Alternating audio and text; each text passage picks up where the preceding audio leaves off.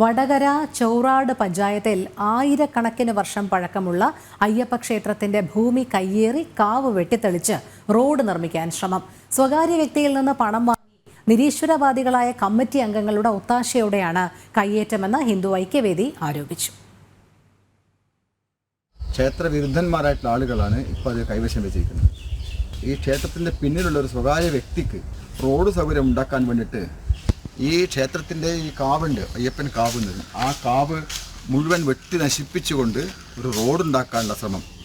അതായത് സ്വാഭാവികമായിട്ടുള്ള സ്വകാര്യ വ്യക്തിയിൽ നിന്നും ലക്ഷക്കണക്കിന് രൂപ വാങ്ങിയിട്ടായിരിക്കും അത് ചെയ്തതെന്ന് സംശയിക്കുന്നു. അങ്ങനെ റോഡുണ്ടാക്കാൻ ശ്രമമുണ്ടായപ്പോൾ പരിസരത്തുള്ള ഭക്തജനങ്ങളൊക്കെ തന്നെയും വരികയും ഇടപെടുകയും തടയുകയും ചെയ്തു.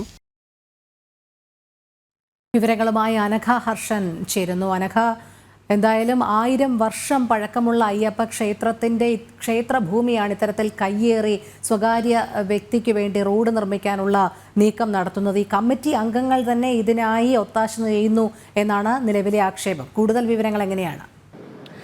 വടകരയിലെ ചോറോട് പഞ്ചായത്തിലുള്ള ആയിരക്കണക്കിന് വർഷം പഴക്കമുള്ള ഒരു അയ്യപ്പ ക്ഷേത്രമുണ്ട്. ആ ക്ഷേത്രം ഉണ്ണികൃഷ്ണൻ നമ്പൂതിരിയുടെയും സഹോദരി പാർവതിയുടെയും മേൽനോട്ടത്തിൽ അതിപ്രൗഢിയോടെ മുന്നോട്ട് പോയിരുന്ന ഒരു ക്ഷേത്രമായിരുന്നു.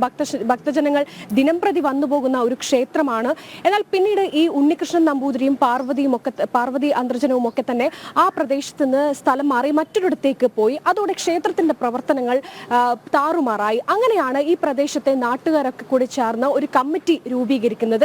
ഈ കമ്മിറ്റിയുടെ മേൽനോട്ടത്തിലായിരുന്നു പിന്നീട് ക്ഷേത്രത്തിന്റെ പ്രവർത്തനങ്ങളൊക്കെ തന്നെ മുന്നോട്ട് പോയത്. അങ്ങനെ ഒരു ദിവസമാണ്